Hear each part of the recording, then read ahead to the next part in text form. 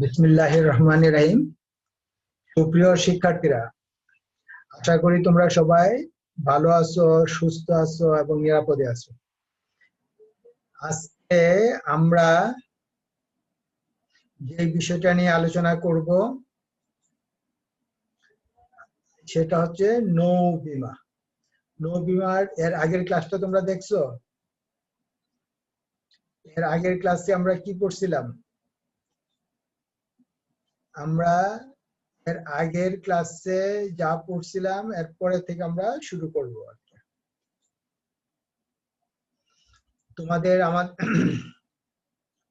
তোমাদেরকে আমাদের জাতীয় বিশ্ববিদ্যালয় কর্তৃক অনলাইন ক্লাসে তোমাদের সবাইকে সুস্বাগতম। আমরা আজকে এটা আমাদের আজকে সপ্তম ক্লাস। নৌ বিমায় আমরা আজকে যে বিষয়গুলো পড়ব, একটা দেখতেছো তো, এটা কি জাহাজটা দেখে কি নৌ বিমা তো বুঝলাম, এই জাহাজটার অবস্থা দেখে দেখো কেমন লাগতেছে, একটু মনে রাখো। তাইলে জাহাজটা কোন একটা বিপদে পড়ছে এবং মালামালের ক্ষতি হচ্ছে। আজকে আমাদের পড়ার বিষয় আসলে এইটাই, নৌ বিপদ কি, নৌ ক্ষতি কি, এগুলো একটু জানার চেষ্টা করব। আমাদের আজকে ক্লাস শেষে তোমরা যা জানতে পারবা, নৌ বিপদ সমূহ ব্যাখ্যা করতে পারবে, কোন কোন নৌ বিপদ আছে সেগুলো, সামুদ্রিক ক্ষতি সমূহ তুমি ব্যাখ্যা করতে পারবা।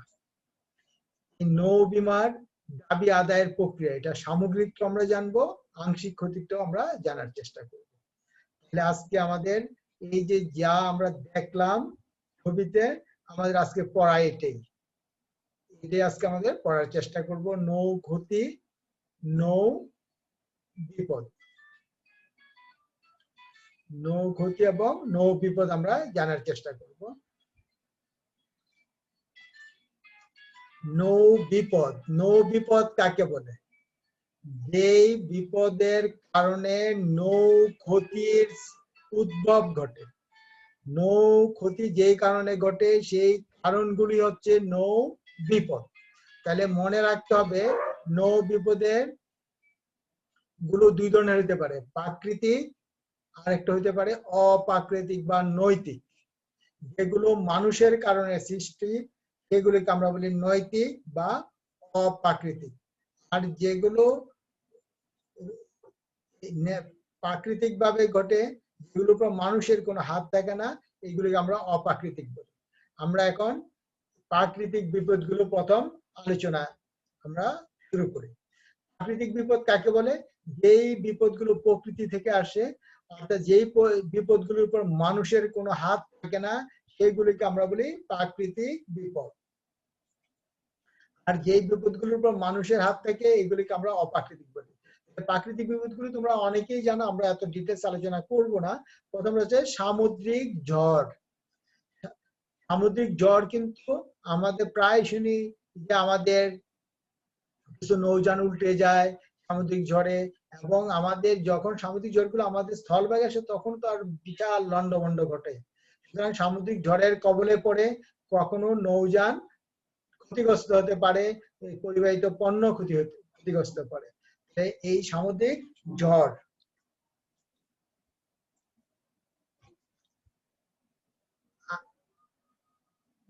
সাইক্লোন, সাইক্লোন, এখানে এটা ভুল লিখছি আমরা,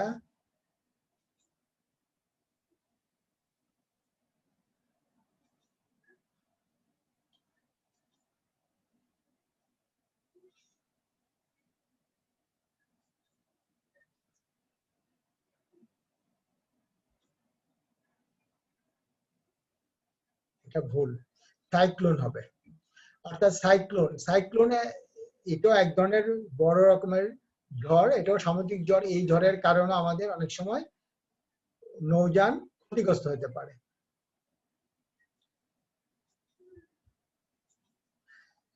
আমাদের সাইক্লোন হবে, আগেটা আমরা কেটে দিছি।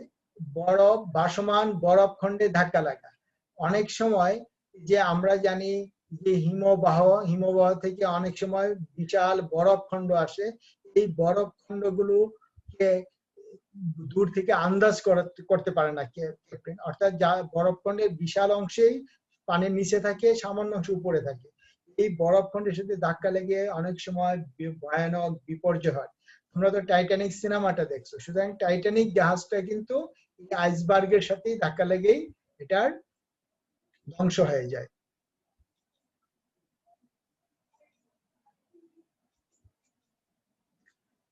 নিমজ্জিত সামুদ্রিক পাহাড়ে ধাক্কা। আসলে তোমরা তো অনেকেই জিওগ্রাফি চ্যানেল দেখো, জিওগ্রাফি চ্যানেল দেখে কি বুঝতে পারো? জিওগ্রাফি চ্যানেলে আমরা অনেক কিছু যে দেখার মধ্যে অন্যতম একটা আমরা বিষয় দেখতে পাই যে সমুদ্রের বিশাল বিচিত্র, অর্থাৎ সমুদ্রের মধ্যে কোথাও কোথাও খুব বাংলাদেশের পৃথিবীর বড় বড় পাহাড়ের মতো বিশাল পাহাড় কিন্তু সমুদ্রের তলদেশে আছে। সুতরাং এই ধরনের তলদেশে অনেক সময় জাহাজ ধাক্কা লেগেও জাহাজে বিধ্বস্ত হইতে পারে।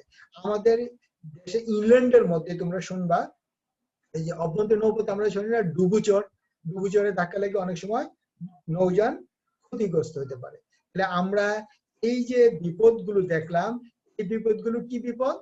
সামুদ্রিক প্রাকৃতিক বিপদ। এইগুলোর উপর মানুষের কোনো হাত নাই, এই প্রকৃতি আমার কাছ থেকে আমরা এই বিপদগুলো আসে। নেক্সট আমরা যে বিপদগুলো আমরা আলোচনা করতে চাই সেগুলো হচ্ছে প্রাকৃতিক বিপদ আমরা আলোচনা করলাম, এখন অপ্রাকৃতিক বিপদ অথবা এটাকে আমরা নৈতিক বিপদ বলি। নৈতিক বলি যে মানুষের কারণে যে বিপদগুলো ঘটে সেগুলো হচ্ছে নৈতিক, বা যেগুলো প্রকৃতি সৃষ্ট না মানুষ সৃষ্ট বিপদগুলোকে আমরা বলি অপ্রাকৃতিক বা নৈতিক বিপদ। প্রথমটা হচ্ছে শত্রু। শত্রু বলতে আমরা শত্রু রাষ্ট্রকে বুঝি।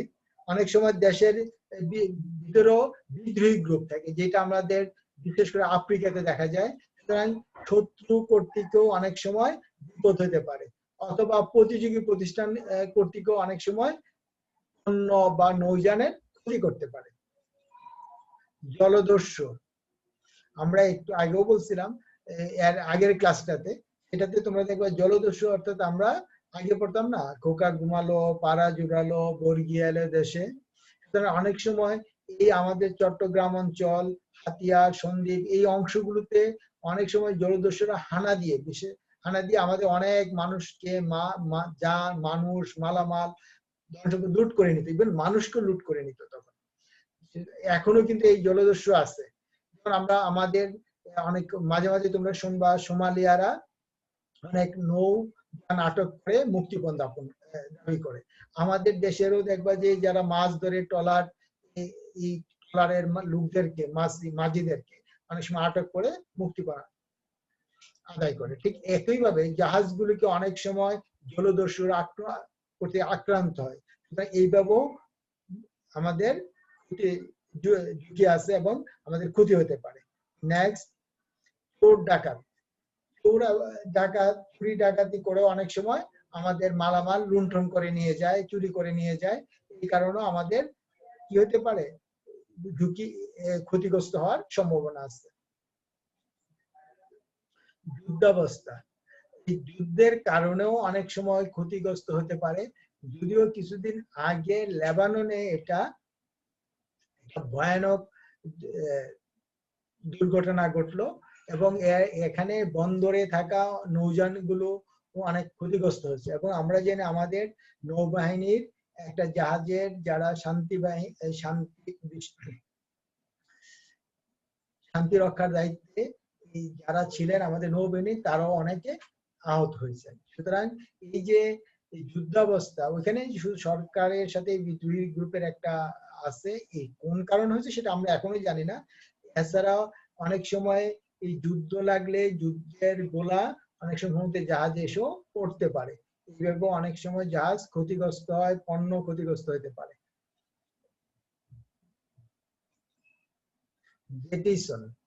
জেটিসনটা তোমাদের এটা বাংলাটা, এটা ইংরেজিটা লিখলাম, বাংলাটাকে এটাকে বলা হয় পণ্য নিক্ষেপ। পণ্য নিক্ষেপ, পণ্য নিক্ষেপ যেটা, সেটা কি যখন জাহাজে বেশি মালামাল লোড করার কারণে যখন জাহাজটা ডুবে যাওয়ার উপক্রম হয় এবং মালামাল কিছু হালকা ফেলে দিলে বা হালকা হলে জাহাজটা দুর্ঘটনা থেকে রক্ষা পেতে পারে, এমন অবস্থায় জাহাজ থেকে যে মালামালগুলো সমুদ্রে ফেলে দেওয়া হয় এটাকে বলা হয় পণ্য নিক্ষেপ বা জেটিসন। সুতরাং এটা মানুষই ফেলে দেয়। আমরা এই ধরনের অনেক আগে শুনতাম, নৌকাটা আর চলে না, এক মার এক ছেলেকে সমুদ্রে ফেলে দিলেই ওই নৌকাটা আবার তরতর করে চলে। সুতরাং জেটিসনটা অনেকটা ওইটার মতোই। এইটা হচ্ছে মূলত যখন পণ্যে ভারী বেশি পণ্য বোঝাইয়ের কারণে নৌযানটা ডুবুডুবু অবস্থা, মালামাল হালকা হলে তাহলে জাহাজটা রক্ষা পেতে, এমত অবস্থায় যেই পণ্যগুলিকে জাহাজ থেকে সমুদ্রে নিক্ষেপ করা হয় সেগুলোকে বলা হয় পণ্য নিক্ষেপ বা জেটিসন। জেটিসনের কারণেও অনেক সময় আমাদের ক্ষতি হতে পারে। বিস্ফোরণ জনিত বিপদ, বিস্ফোরণ জনিত বিপদরা আমরা এটা তো একটু আগে বললাম, লেবাননের যে বিস্ফোরণ, এই বিস্ফোরণের কারণে বিশাল একটা ভয়াবহ দুর্ঘটনা ঘটে গেল। সুতরাং এই নৌযানের মধ্যে যে মালামাল থাকে সেই মালামালের কারণে বিস্ফোরণ হতে পারে, অথবা যদি যুদ্ধাবস্থার কারণেও হতে পারে, যে কারণেই হোক, অর্থাৎ যদি বিস্ফোরণের কারণে হয়, অর্থাৎ নৌযানের ভিতরের যে মালামাল আছে এই কারণে বিস্ফোরণ হতে পারে, অথবা বাহির থেকে কোনো ধাক্কা লাগার কারণেও ভিতরের পণ্যগুলো বিস্ফোরিত হতে পারে। সুতরাং এই ধরনের একটা বিপদ সবসময় লেগেই থাকে। এই বিপদের হাত থেকে রক্ষা পাওয়ার ব্যবস্থা হচ্ছে বীমা, এবং বীমায় এই ধরনের নৌপথে এই ধরনের ক্ষতি হতে পারে। আমরা নৌ ক্ষতির কারণটাই বলতেছি বিপদ। অগ্নি সংযোগ,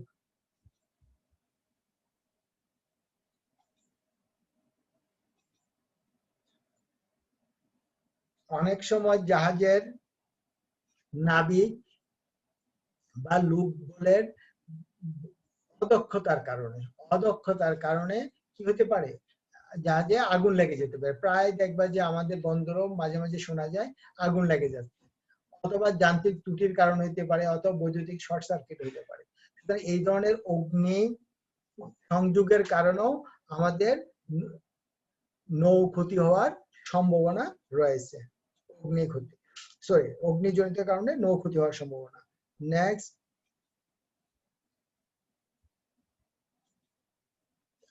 হরতাল, ধর্মঘট, দাঙ্গা হাঙ্গামা।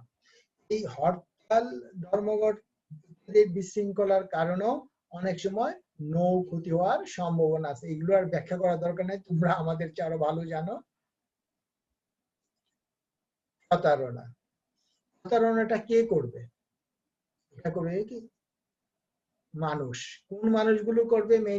মেইনলি করবে জাহাজের ক্যাপ্টেন, জাহাজের রক্ষীরা অনেক সময় এই ধরনের প্রতারণা করে জাহাজে ধাক্কা লাগাতে পারে, অথবা জাহাজ থেকে মাল ফেলে দিতে পারে, চুরি করতে পারে। তাদের এই সকল কারণেও কি হতে পারে, তাদের অদক্ষতা, তাদের গাফিলতি, তাদের নৈতিকতার কারণেও, নৈতিকতা না থাকার কারণেও এই ধরনের বিপদগুলো হতে পারে। এছাড়া আরো অনেক কারণ আছে, যেমন অন্যান্য বিপদ যদি বলি, অতিরিক্ত লবণাক্ত পানি, পোকায় নষ্ট করা, এই ধরনের কারণে অনেক সময় যে মাল যখন আমরা গবাদি পশু নিয়ে যাই তখন এইগুলো জায়গায় খাদ্যের অভাবেও অনেক সময় মারা যেতে পারে। এই ধরনের অনেক কারণেই হতে পারে, যেগুলো মানুষের কারণে হয়, মানুষের অদক্ষতা, নৈতিকতার কারণেই, নৈতিকতার অধঃপতন ঘটে, তখনই এই বিপদগুলোর জন্ম হয়। তাহলে আমরা যেটা জানলাম, নৌ বিপদ দুই ধরনের হতে পারে, প্রাকৃতিক, অপ্রাকৃতিক। অপ্রাকৃতিক আবার নৈতিক ঝুঁকি বলে, নৈতিক বিপদ বলে। সরি। নেক্সট আমরা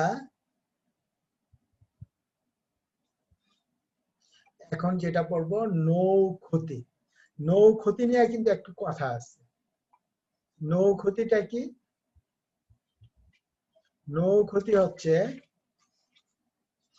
নৌ বিপদের কারণে নৌযানের, এখানে তিনটা জিনিসের ক্ষতি হয়।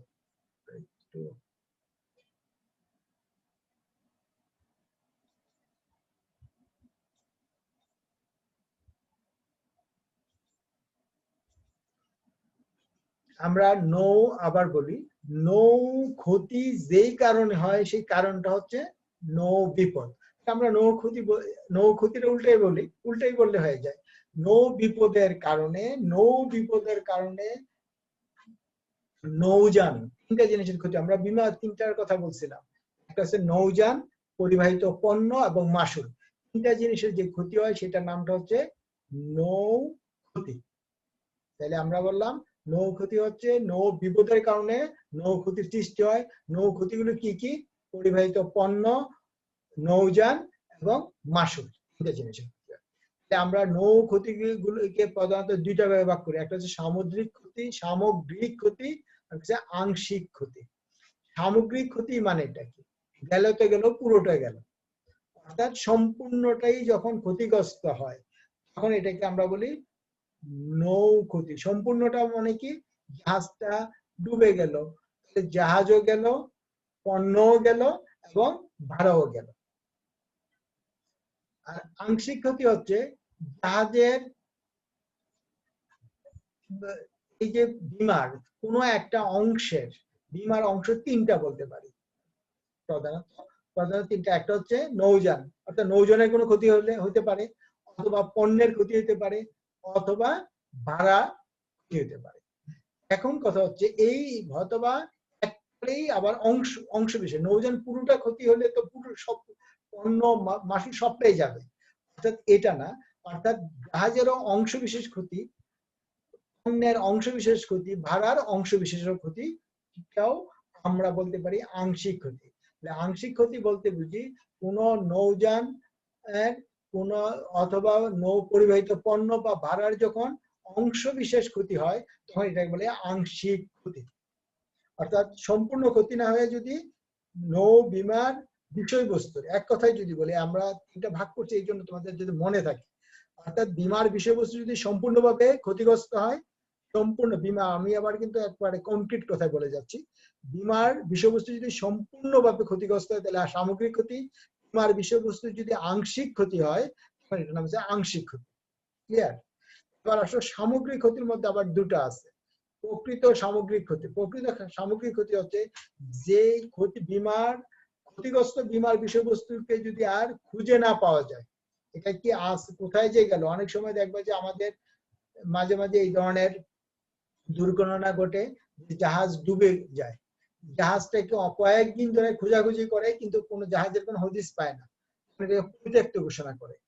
এটাই হচ্ছে সামগ্রিক ক্ষতি, অর্থাৎ যেই নৌযানটা ক্ষতিগ্রস্ত হলো এটাকে যদি উদ্ধার করা না যায় তখন এটার নাম হচ্ছে সামগ্রিক ক্ষতি। আর উদ্ধারযোগ্য সামগ্রিক ক্ষতি বুঝতেই পারলা, যে জাহাজটা ডুবে গেল, এই জাহাজটা উদ্ধার করা যাবে, তবে উদ্ধার করলেও কোনো যখন লাভ হবে না, সরকার তখন এটাকে পরিত্যক্ত ঘোষণা করে। আমি আবারও বলি, জাহাজটা আমরা কি করলাম? ডুবে গেল, কিন্তু জাহাজটা খুঁজেও পেলাম যে এই জায়গায় আছে, কিন্তু জাহাজটা উদ্ধার করতে গেলে মনে করো 100 কোটি টাকার মালামাল বিনষ্ট হয়েছে, যদি উদ্ধার করি তাইলে আমার খরচ হবে 110 কোটি, মালামাল নষ্ট হইয়া এটার দাম হবে 5 কোটি, তাহলে আমার কি লাভ আছে?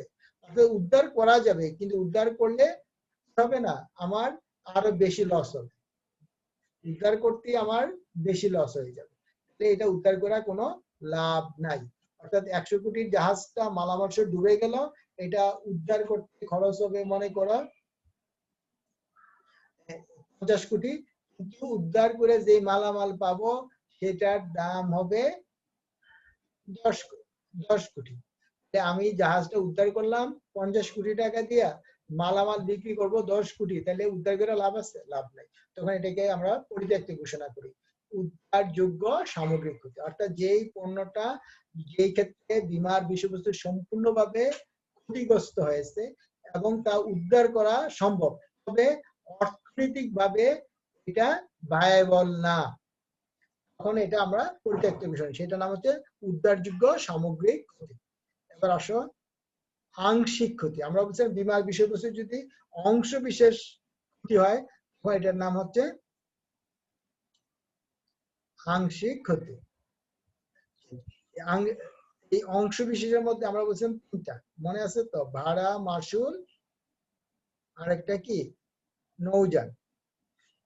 এই এর মধ্যে আংশিক ক্ষতি আবার তিনটা: বিশেষ আংশিক ক্ষতি, সাধারণ আংশিক ক্ষতি, আনুষঙ্গিক খরচাবলী। বিশেষ আংশিক ক্ষতিটা কি?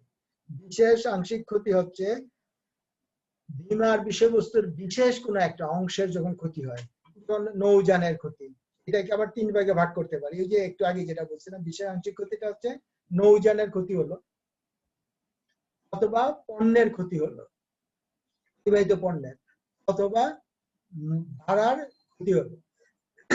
ভাড়ার ক্ষতি হতে পারে। অর্থাৎ যদি নৌযানটা মনে করো ভাড়া নিয়ে যদি আমি নিউ ইয়র্কের বন্দরে যে পৌঁছলে না আমাকে ভাড়া দিবে, যদি পৌঁছতে না পারি এর মধ্যেই জাহাজটা ডুবে গেল, তাহলে কি আমি ভাড়া পাবো? নিলেও এটা আবার ফেরত দিতে হবে। সুতরাং এটার জন্য এটা ভাড়ার ক্ষতি। বিশেষ আংশিক ক্ষতি হচ্ছে বীমার বিষয়বস্তুর কোনো একটা অংশের যদি ক্ষতি হয়, বিশেষ আংশিক ক্ষতি। যেমন বিশেষ আংশিক ক্ষতি আবার তিন ধরনের: ভাড়ার বিশেষ আংশিক ক্ষতি, পরিবহৃত পণ্যের বিশেষ আংশিক ক্ষতি, এবং মাসুলের বিশেষ আংশিক ক্ষতি।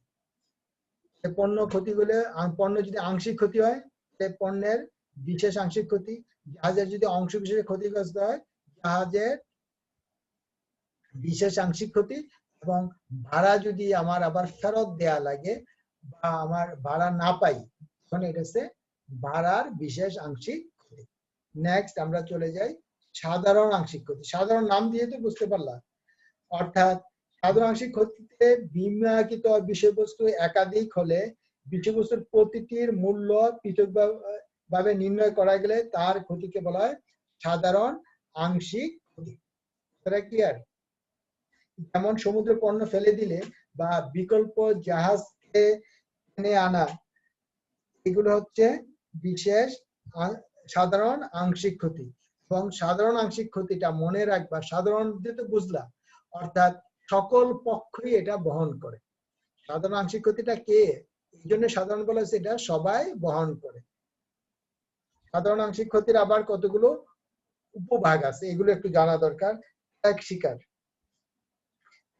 কি? জাহাজকে মনে করো দুর্ঘটনা ঘটলো, তখন জাহাজটাকে আমরা আরেকটা জাহাজ দিয়ে টেনে আনতে হয়। এই ক্ষেত্রে যেই ক্ষতিটা হয় এটা নাম হচ্ছে কি? ত্যাগ। স্বীকার করা হয়, এটা নাম হচ্ছে ত্যাগ স্বীকার। এটা নাম হচ্ছে ত্যাগ স্বীকার। ত্যাগ কি? অর্থাৎ জাহাজটা মনে করো তোমরা অনেক সময় দেখবা যে একটা সিএনজি বা একটা রিক্সা অ্যাক্সিডেন্ট হওয়ার পরে আরেকটা রিক্সা করে টেনে নিয়ে যায় না, তখন এটার নাম হচ্ছে ত্যাগ স্বীকার। কারণ এই ত্যাগটা কিন্তু সবাই বহন করবে। এটা হচ্ছে একটা ইম্পর্টেন্ট কথা। সাধারণ আংশিক ক্ষতিটা সবাই বহন করে, সংশ্লিষ্ট সকল পক্ষে বহন করে। গচ্ছা, একটা প্রথম নাম ত্যাগ স্বীকার, পরেরটা হচ্ছে গচ্ছা। নৌ বিপদের সময় যখন জাহাজ বা পণ্য সামগ্রী নিরাপত্তার জন্য অতিরিক্ত কোনো অর্থ ব্যয় করা হয় তখন তাকে গচ্ছা বলে। অর্থাৎ এই ক্ষেত্রে গচ্ছাটা হচ্ছে এটাও সবাই বহন করবে। নেক্সট আনুষঙ্গিক খরচ। আমরা পরেরটাতে যাচ্ছি, আনুষঙ্গিক খরচ। আনুষঙ্গিক খরচটা কি?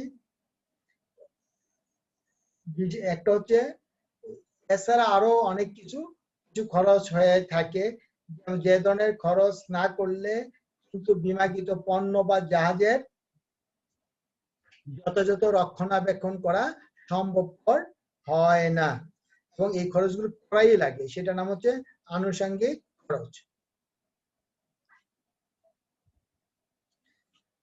আমরা এই সামুদ্রিক বিপদগুলো কিন্তু জানলাম। এটা পরীক্ষায় সাধারণত পার্ট সি তে আসে, তোমরা একটু খেয়াল করবা, এটা পার্ট সি তে আসে, প্রায় আসে। অথবা অনেক সময় সামগ্রিক আংশিক ক্ষতির বিশেষ উপাদানগুলো আলোচনা করতে বলে, তোমরা কিন্তু এগুলো ভালোভাবে পড়বা। পার্ট সি এর জন্য এটা খুব ইম্পর্টেন্ট প্রশ্ন।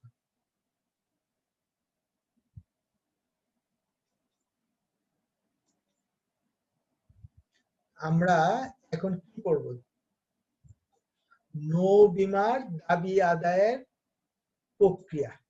নৌ বীমার দাবি আদায়ের প্রক্রিয়া।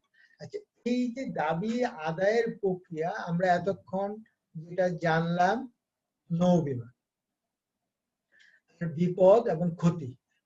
আমরা দাবি আদায় করবো কখন? যখন ক্ষতিগ্রস্ত হবে। এই ক্ষতিগ্রস্ত হওয়ার আগে আমরা একটু আগে কি জানলাম? সামগ্রিক ক্ষতি হইলো না আংশিক ক্ষতি হলো? তাহলে এই যে দাবি আদায়ের প্রক্রিয়াটা কিন্তু দুই ধরনের। যদি আংশিক ক্ষতি হয় তাহলে দাবি আদায়ের প্রক্রিয়াটা এক ধরনের, যদি সামগ্রিক ক্ষতি হয় দাবি আদায়ের প্রক্রিয়াটা একটু ভিন্ন ধরনের হয়। তবে কতগুলো কমন আছে আমরা এটা পড়ার চেষ্টা করি। আমরা পড়বো যে সামগ্রিক আগে জানি, এরপরে আমরা আংশিকটা বলতে পারবো। সামগ্রিক ক্ষতি দাবি আদায়ের প্রক্রিয়াটা আমরা আগে জানার চেষ্টা করব।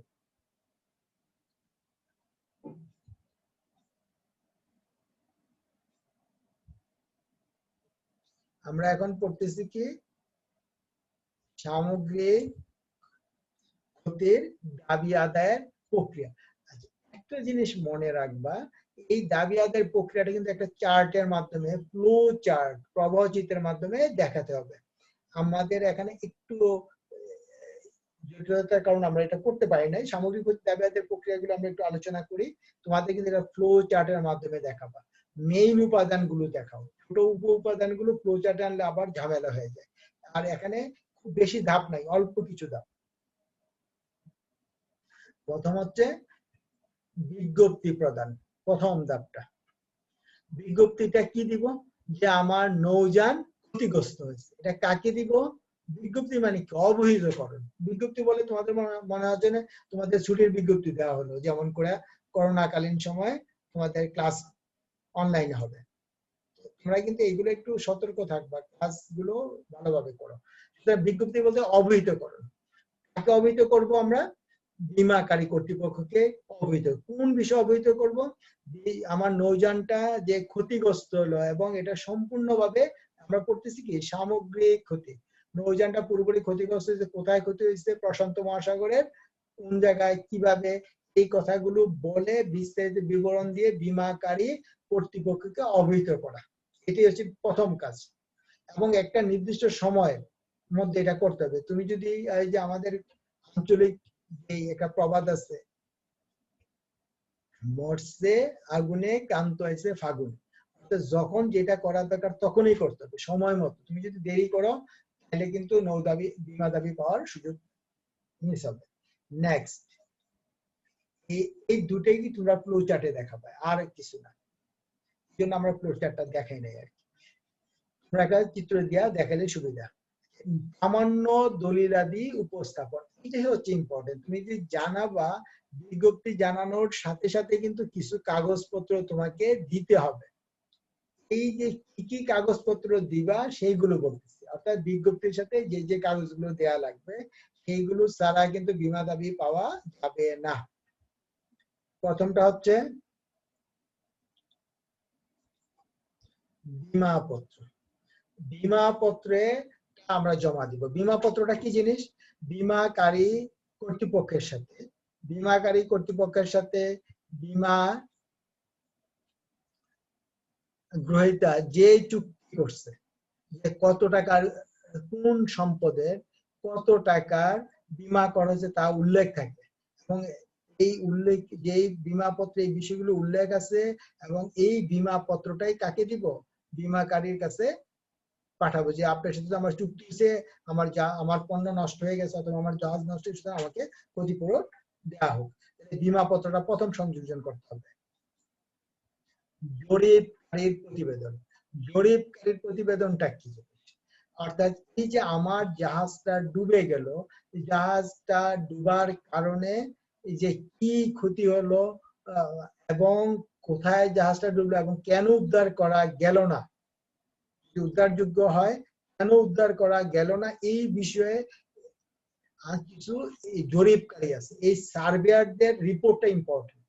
এই সার্ভেয়াররা পৃথিবীর বিভিন্ন দেশে এই ধরনের সার্ভেয়ার আছে, তারা এইগুলো বিষয়ে এক্সপার্ট। তারাই বলবে যে আমার এই জাহাজটা ওই জায়গায় নষ্ট হয়েছে এই কারণে, সুতরাং এখানে আমার নাবিকের কোনো দোষ ছিল না, হঠাৎ ক্ষতিগ্রস্ত এবং এটা উদ্ধারযোগ্য।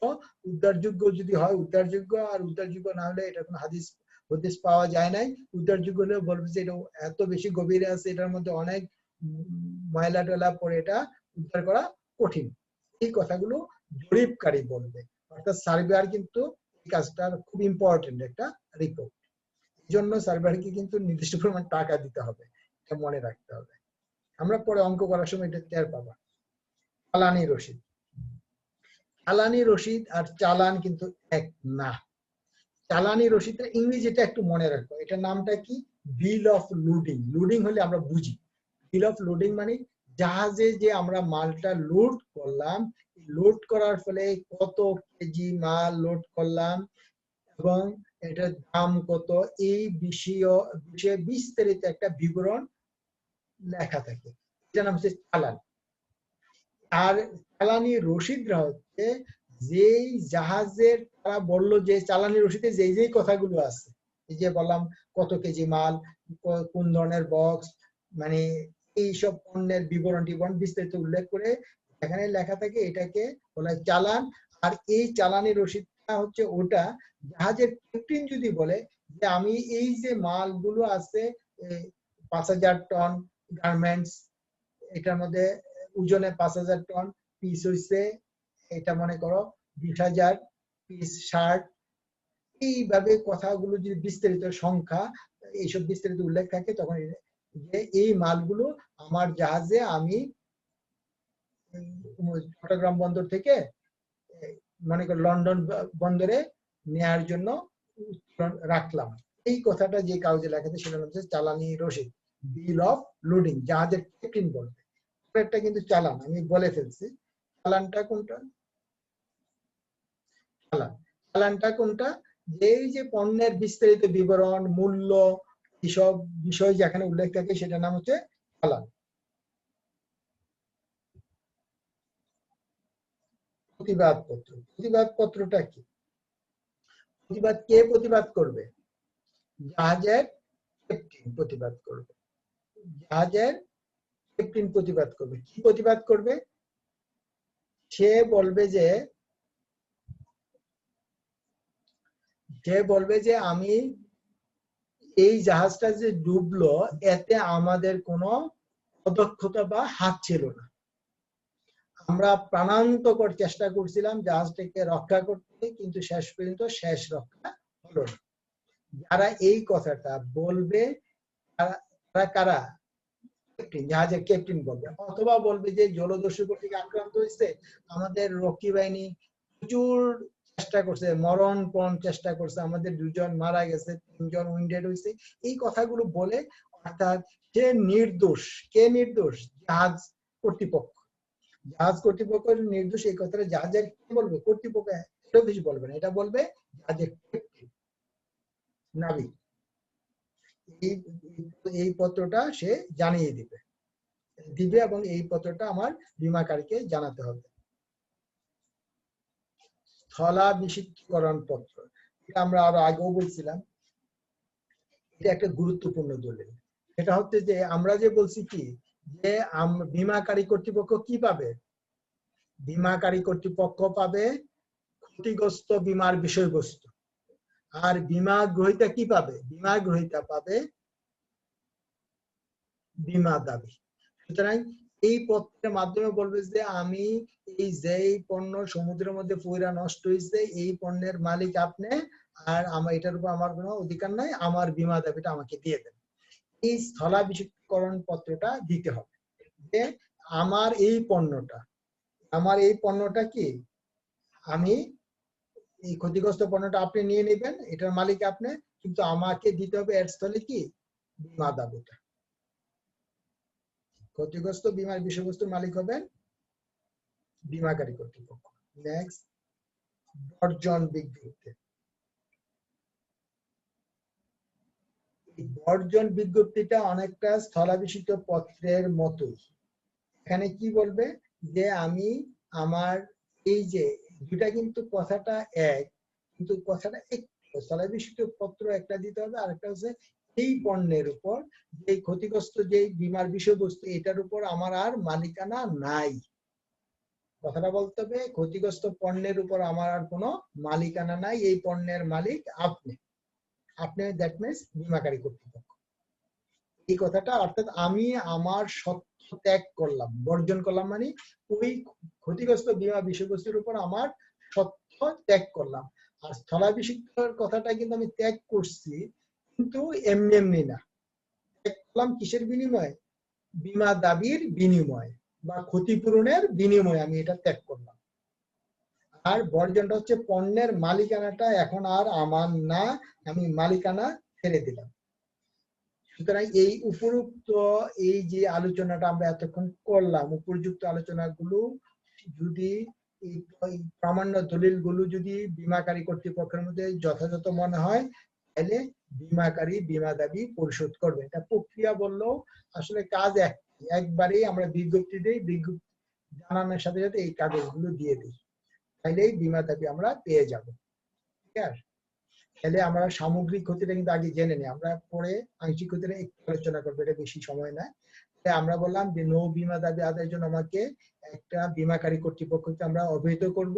এটাকে ফ্লো চার্ট খুব একটা দরকার নাই, আমরা একসাথে বলতে পারি বীমা দাবি বিজ্ঞপ্তি দিব এবং বিজ্ঞপ্তির সাথে যে সকল কাগজগুলো সংযুক্ত করব সেগুলো আমরা সংযুক্ত করলেই বীমা দাবি বীমাকারী কর্তৃপক্ষ আমাকে বীমা দাবি পরিশোধ করবেন। এতক্ষণ যেই কথাটা বললাম এটা হচ্ছে সামগ্রিক ক্ষতি। এখন আমরা আলোচনা করব পরেরটা, যদি আংশিক ক্ষতি হয় তাহলে কি হবে। আংশিক ক্ষতি হলে আমাকে কিন্তু বীমা দাবির সাধারণ সামগ্রিক ক্ষতির জন্য যে যে কার্যক্রমগুলো আমরা সম্পাদন করেছিলাম, ঠিক আংশিক ক্ষতির জন্য সেম বিষয় থাকবে, এছাড়াও অতিরিক্ত কিছু যোগ করা লাগবে। আমরা বলছিলাম যেগুলো ওইখানে ছিল এখানে এক্ষেত্রে সেম কথা থাকবে, এছাড়া অতিরিক্ত কিছু থাকতে পারে। প্রথম হচ্ছে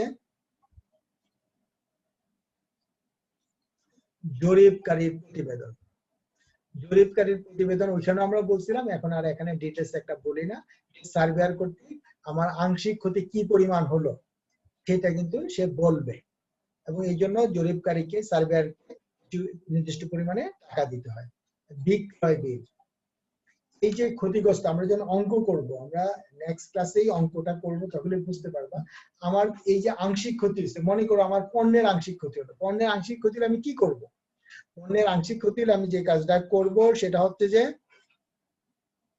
আমি কিছু যেই পণ্যগুলো ক্ষতিগ্রস্ত পণ্যগুলোকে আমি ওই বন্দরে বিক্রি করে দিই।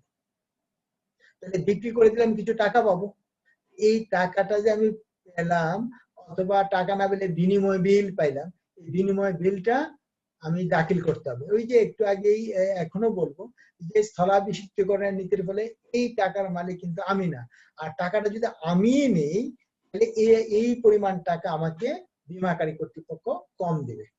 কথাটা ক্লিয়ার? তাহলে বিক্রয় বিল বলতে আমরা বুঝি যে আমার পণ্য কিন্তু পুরোপুরি ক্ষতিগ্রস্ত হয় নাই। একটু মনে রাখো, প্রতিবেদন জরিপটা এখানে আবার বলছি এই জন্য যে বা স্থলাভিষিক্তকরণের পত্রটা তোমরা দেখতে পাচ্ছ, এটা এই জন্য বলছি যে পরবর্তীতে কিন্তু সামগ্রীগুলো পুরোটাই চলে যায়, এখানে স্থলাভিষিক্তকরণের কোনো কিছু থাকে না। এক্ষেত্রে কিন্তু থাকে, বিক্রয় বিলের ক্ষেত্রে আমরা আংশিক ক্ষতি হয়েছে, যে ক্ষতিগ্রস্ত পণ্যটা তো একবারে ফেলে দিব না বাজারে, যদি বিক্রি করার হয়, বিক্রয়যোগ্য হয়, তাহলে বিক্রি করলাম, বিক্রি করে যে টাকাটা পাইলাম সেই টাকাটা আমরা বীমাকারী কর্তৃপক্ষকে জানাবো, আর এই যে বিনিময় বিল হয়, বিনিময় বিলটা বীমাকারী কর্তৃপক্ষকে দিয়ে দিই। স্থলাভিষিক্তকরণের পত্র, স্থলাভিষিক্তকরণ পত্র একটু আগে বলছিলাম, আর বীমা গ্রহীতা কি পাবে? বীমা দাবি। এটার স্থলে ক্ষতিগ্রস্ত বীমার বিষয়বস্তুটা আমরা কাকে দিয়ে দিব? ক্ষতিগ্রস্ত বীমার বিষয়বস্তুটা আমরা কাকে দিব? বীমাকারী কর্তৃপক্ষ। সুতরাং এই যে পত্রের মাধ্যমে এটা জানানো হয় সেটার নাম হচ্ছে স্থলাভিষিক্তকরণ পত্র।